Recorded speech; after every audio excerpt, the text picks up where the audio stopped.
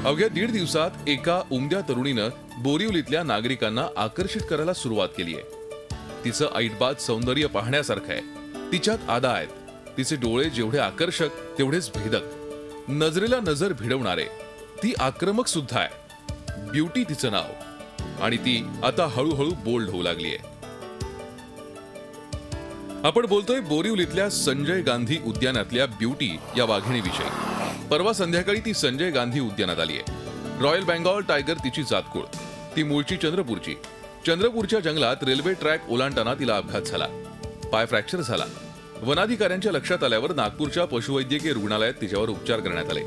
उजव्या पायाचं हाड तुटल्यानं ते सळईनं सांधण्यात आलंय।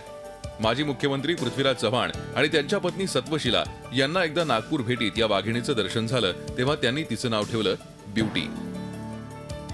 खूप ॲग्रेसिव्ह आहे, वाईल्ड आहे, त्याच्यामुळे खूप आमच्या बंदिस्त प्राण्यांसाठी आणि राष्ट्रीय उद्यान असलेल्या सफारीसाठी एक आकर्षणाचं ते एक केंद्र असणार आहे की एक कॅप्टिव्ह ॲनिमल्स आणि आपलं एक वाईल्डमधलं कॅप्चर झालेलं आता हँडिकॅप असल्यामुळे आपण ते परत वाईल्डमध्ये सोडू शकत नाही, तर त्याला परत निसर्गात मुक्त करण्याचा सफारीमध्ये आपल्याला एक आनंद त्याचा सुद्धा असणार आहे आणि आपल्याला त्याला बघण्याचा सुद्धा असणार आहे। ब्युटीबद्दल बोलायचं नावच तिचं ब्युटी आहे आणि खरंच ती अक्षरशः ब्युटिफुल आहे। ती आमचे संजय गांधी नॅशनल पार्कला आणि जास्त ब्युटिफुल सुंदर करणार आहे। ती जस्ट 2 वर्षाची आहे आणि ती त्या नागपूरकडनं आपल्याकडे आलेली आहे। आणि वेगळेपण बद्दल बोलायचं म्हणजे ती या एका रेल्वेचा अपघात म्हणजे केवढा मोठा असतो। रेल्वेच्या अपघातातनं वाचलेली वाघीण आहे आणि ती चांगली, आणि हिला आम्ही फार मोठं करणार। ही नक्कीच मी आधीच बोलल्याप्रमाणे नावाप्रमाणे ती ब्युटी तर आहेच। ब्युटी 1.5 वर्षांची आहे। तिचं वजन साधारण 150 किलो।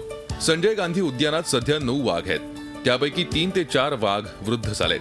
उरलेल्या 6 वाघांसाठी ब्युटी ही त्यांची नवी मैत्रीण आली आहे। त्यामुळे संजय गांधी उद्यानातल्या वाघांची संख्या वाढण्याची अधिकाऱ्यांना आशा आहे। आमच्याकडे पूर्वी 9 होते, आता हे आल्यानंतर 10 होणार आहे।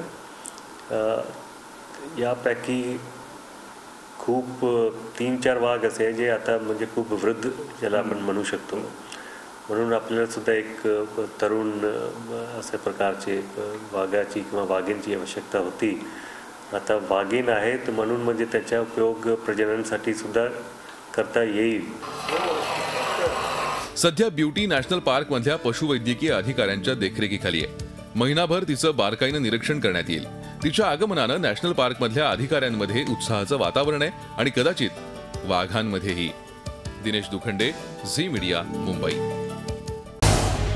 झी 24 तास रहा एक पाऊल पुढे।